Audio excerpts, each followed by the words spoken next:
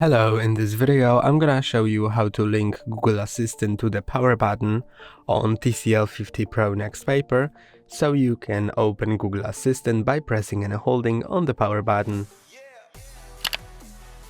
To do it, go to Settings, then in Settings go to Button and Gestures, Power Key, Long Press Power Key, and now set it to Digital Assistant.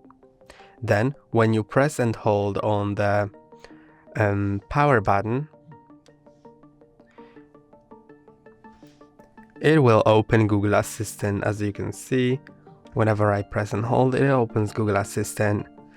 And to open power menu, which was previously set to long press power key, you need to press two buttons at the same time, power and volume up. Now it opens the power menu.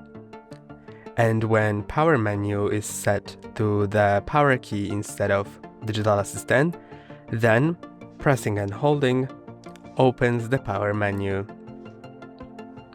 That's all for today. Don't forget to like and subscribe. See you next time.